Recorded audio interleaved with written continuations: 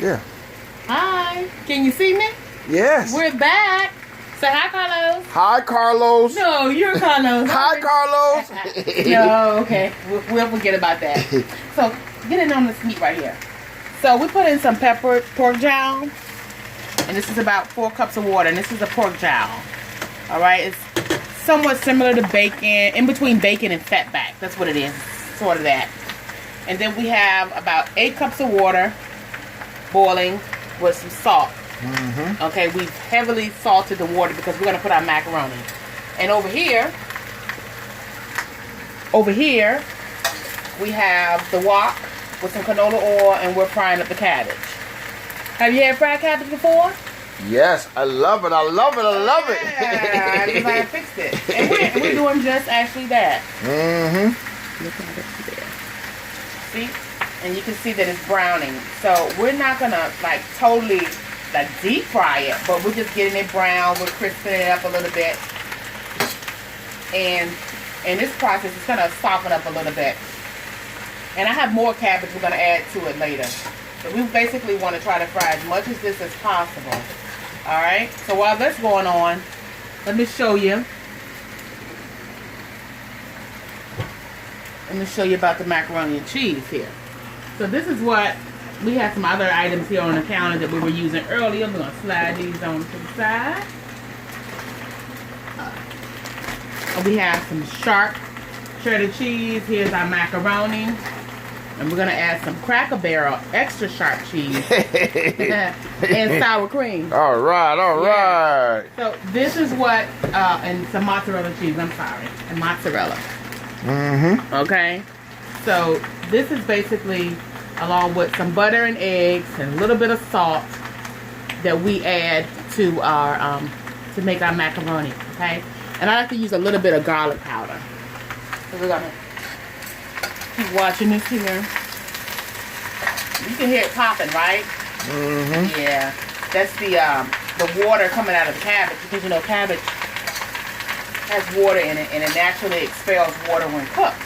So that's why when you boil cabbage, you really shouldn't have to add a whole bunch of water to it, because cabbage is made up of a good percentage of water. So when this finishes frying up, as we call it, we're going to add it to this, directly to this water with the pepper pork jowl. The pepper pork jowl takes about 30 minutes to cook. I have Rachel Ray pots and some Cuisinart pots. But it all depends on the type of pot that you have, which will help it to, you know, boil faster or maybe boil slower. Alrighty. So it's doing this thing. It's cooking. Here's some more of the pieces that's coming up that are browning. That brown right there. Can you see that? Yeah. So, and again in the oven we have our oxtail. Yes. And I love it. I love it. I love it. I love it. I love it. We have our oxtail and our turkey wings that have been cooking. You want to check on those? Well, let me see. Let's see what's going on.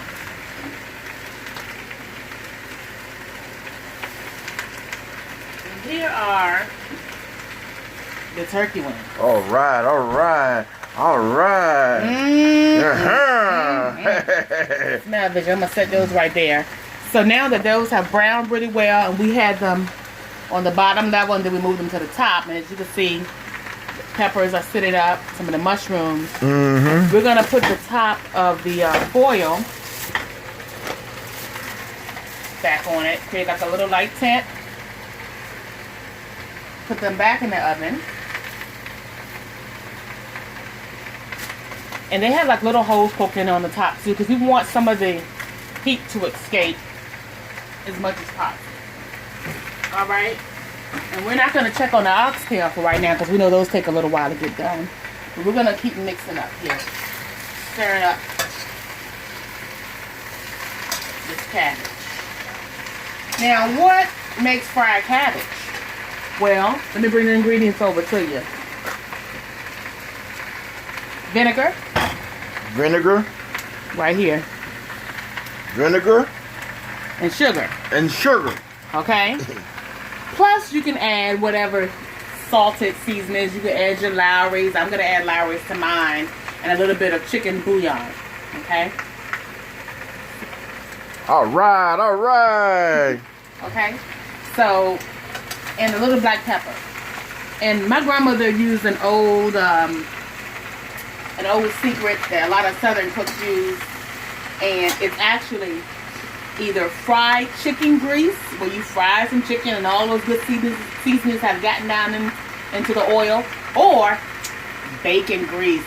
Oh Save yeah. it. You know how we do. We save our bacon grease. This was bacon grease from yesterday, and it's right there. Okay. So after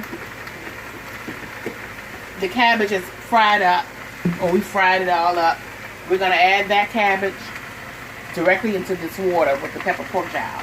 Then we're gonna add some of the sugar, and then we're gonna add some vinegar, and that helps. The vinegar and sugar mixture combines to turn the cabbage like a brown, like a golden brownish color. And then as it cooks down, we're gonna drizzle a lot of that bacon grease on the top, and that's gonna coat the cabbage, and it's also gonna flavor the cabbage at the same time. And that's well before we add our regular seasonings to it that we just mentioned. All right, so let me stir this up. And as you can see, the pot of cabbage is, it's going down because it's actually cooking. See how, can you zoom in, Carlos, a little bit? Come a little closer. See the cabbage is actually browning? Yeah. Yes, it's frying. Mm-hmm. Yeah. And earlier, this wok had the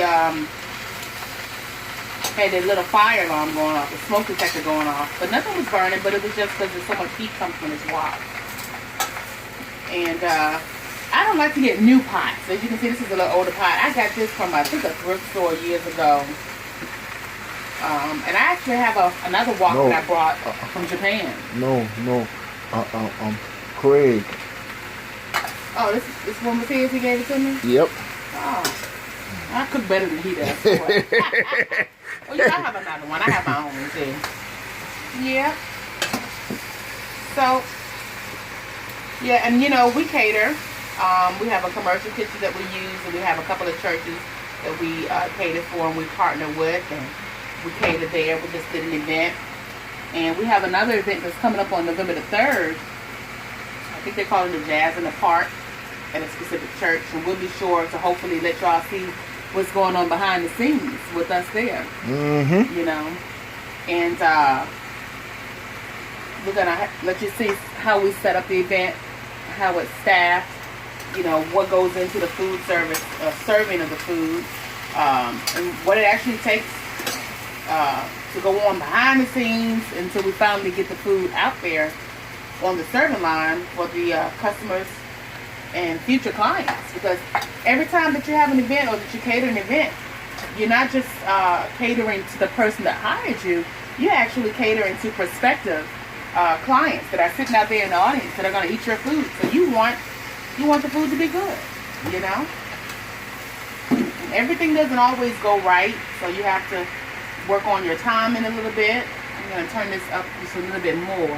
I had it on a medium to high. I'm going to turn it up on high because, as I said earlier, once you start frying or cooking cabbage, it expels water, and that water is going to slow down the pot. Yeah. So slow down the heat.